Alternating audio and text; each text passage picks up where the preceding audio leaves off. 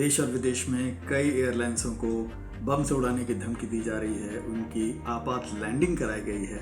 और यही नहीं, रेलवे के बाद अब जिस तरीके से एयरलाइंस को निशाना बनाया जा रहा है वह काफ़ी चिंताजनक है।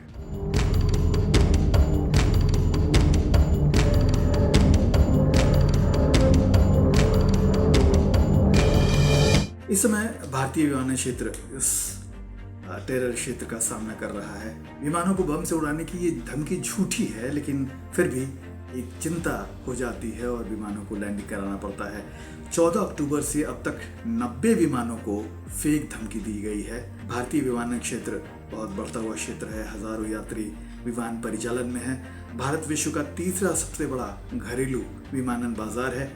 यह धमकी रोज दी जा रही है, इसलिए विमानों की संख्या बढ़ रही है। इसलिए किसी सिरफरे का काम हो सकता है। ये पैटर्न है जिस पर सुनियोजित तरीके से षड्यंत्र किया जा रहा है। कुछ दिन पहले ट्रेन रूट को बाधित किया जा रहा था, रेलवे को निशाना बनाया जा रहा था, रेल ट्रैक को बाधित किया जा रहा था, और अब ये नया जो क्षेत्र है वो विमानन क्षेत्र है जो इस तरह के खतरे का सामना कर रहा है। सरकार ये आतंक का नया मॉड्यूल हो सकता है। सरकार इस ओर बहुत गंभीरता से ध्यान दे रही है।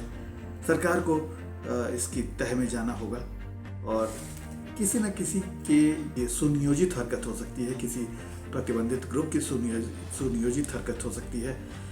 और क्या सरकार को ये भी पता करना पड़ेगा कि क्या इसमें दुश्मन पड़ोसी देश की खुफिया एजेंसियां काम तो नहीं कर रही हैं। देश के अंदर भी कई विध्वंसक, अलगाववादी, आतंकी, नक्सलवादी, उग्रवादी ताकतें हैं जो सक्रिय हैं और वो दुश्मन देशों के हाथों की कठपुतलियां हैं। तो जाहिर है सरकार को हर एंगल से इसकी जांच करनी चाहिए। भारतीय रेल और विमानन क्षेत्र दुश्मनों के निशाने पर है। सरकार इसको लेकर बहुत ज़्यादा चिंतित है। जो उड्डयन सुरक्षा ब्यूरो के महानिदेशक हैं, उन्होंने भरोसा दिलाया है कि भारतीय आसमान सुरक्षित है, लेकिन फिर भी जिस तरह से धमकियाँ मिल रही है, आपात लैंडिंग कराई जा रही है और आपात लैंडिंग के समय फ्यूल को डिस्चार्ज करना पड़ता है, फ्यूल को पहले गिराना पड़ता है। तो इसका मतलब है कि लाखों, एक विमान में की आपात लैंडिंग में लाखों रुपए का नुकसान हो रहा है।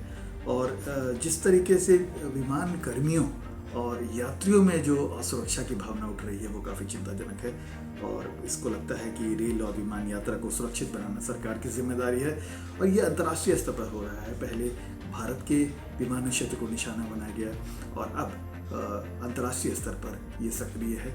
तो इसका मतलब है कि कहीं ना कहीं से इसके तार जुड़े हुए हैं किसी आतंकी संगठन से, आतंकवादी संगठन से, और इसको ज़रूर देखना होगा।